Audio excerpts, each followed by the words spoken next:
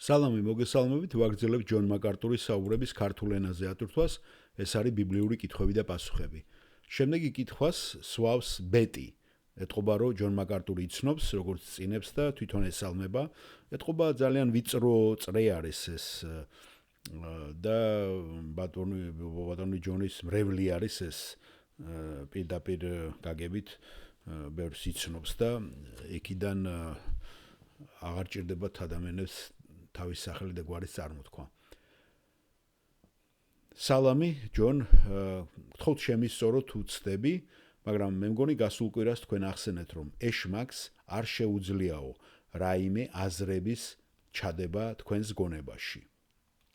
დიახ, ბეტი, მე რაც თქვი, არის ის, რომ თუ თქვენ ცხოვრობთ ღვთიური, მართალი ცხოვრებით და ფიქრობთ იმაზე, რაც არის წმინდა, ამაღლებული, სულიერი, მშვენიერი, პატიოსანი და გახსოვთ ხომ ეფესალთა მე-6 თავი თუ დადიხართ თქვენ ესე იგი შემოსილი ხართ ღვთის სრული საჭურველით, რათა შეეძლოთ რომ შეეწინააღმდეგოთ სატანას, დადიხართ ჭეშმარიტების წელშემორსული, სიმართლის ჯავშნით, ფეხშემოსული ხართ მზადყოფნაში მშვიდობის სახარებლად, გაქვთ რწმენის ფარი, რომლითაც შეგიძლიათ გაუმკლავდეთ ბოროტს,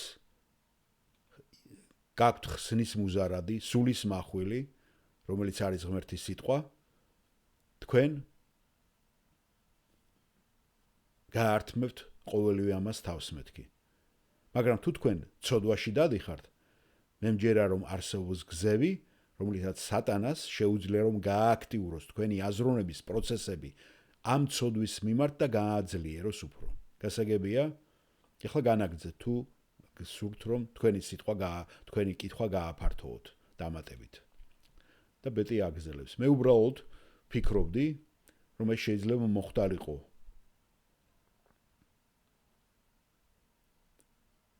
მაშინ თუ თქვენ პირველად როცა ცოდვა მოდის თქვენ თავში და ამას კიდე მეორეჯერ დაუთმობთ ყურადღებას და მიცემთ ამ როგორც ჩიტს თითქოს და ბუდე გააკეთოს თქვენ გონებაში, რომ ცოდვა ჩაიდინოთო.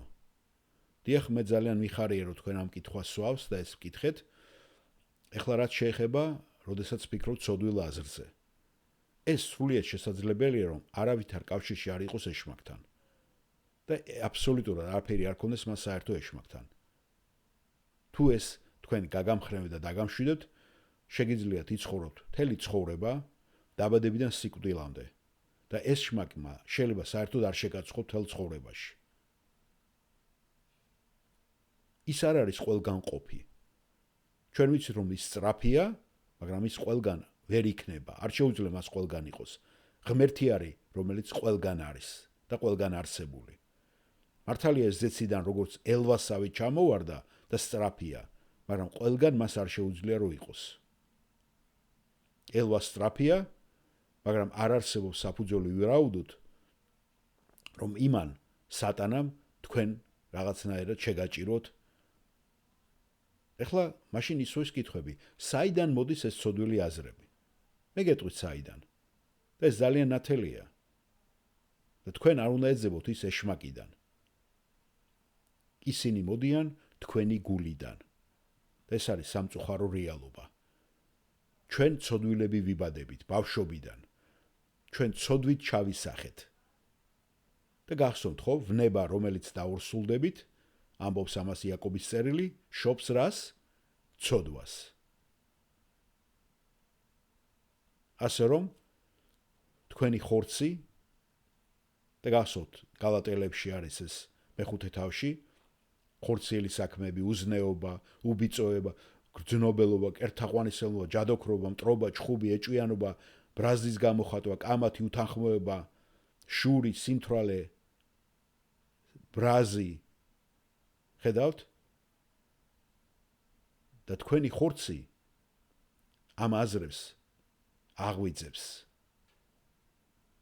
მაგრამ თქვენ მართალი იყავთ, როცა თქვით, როდესაც პირველად ფიქრობ, რომ ეს აზრი არის პირველი ცდუნება. მაგრამ არანაირად ცოდვა. ცოდვა ხდება მერე, როდესაც თქვენ უკვე აბრუნეთ ამას და იწყებთ ამაზე ფიქრს და ამის გაღვივებას. და თუ თქვენ მას მოშორდებით თავიდანვე, თქვენ არ შესწოდავთ. დიახ, ასეა. გახსოვთ იესოც როგორ ცდუნდა, მაგრამ ცდუნება არ ნიშნავს, რომ შეცდე და ჩაიდინო. უბრალოდ ეს ნიშნავს, რომ აზრი დაითესა, აზრი მოვიდა. და ეს მოვიდა ხორციდან, ხორციელი თქვენი ბუნებიდან.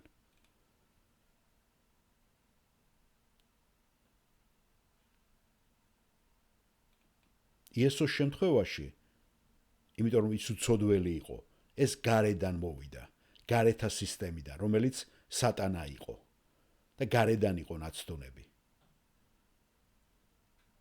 მაგრამ ჩვენი ძირითადი ცდუნები მოდის ჩვენი გულიდან, ჩვენი სხეულიდან, ჩვენი ხორციდან. ჩვენ ვიცით, რომ იესო არასოდეს არ შემცდარა და ცოდვა არ ჩაუდენია. ასე რომ პირველი აზრი, რომელიც ჩვენ მოგვდის, არ არის ცოდვა. ჩვენ ცოდვას არ ჩავდივარ და თქვენი თავი არ დაადანაშაულოთ, რომ თუ ეს აზრი მოდის, რომ თითქოს და თქვენ ცოდვას ჩადიხართ. არა, ეს არის პირველი ცდუნება და იმის დამიხედვით თქვენ როგორც გითხარით, როგორ ცხოვრობთ, სულიერად, როგორ ძლიერდებით ღმერთის სიტყვაში, როგორ იმოსებით იმ სრული საჭირულით, რომელიც ჩვენ ჩამოვთვალეთ, თქვენ ან გაართმევთ, ან დანებდებით ამ პირველ მოსულ ცდუნებას და ჩაიდენთ ცოდვას. გასაგებია? დიახ, მადლობ ჯონ, გასაგებია.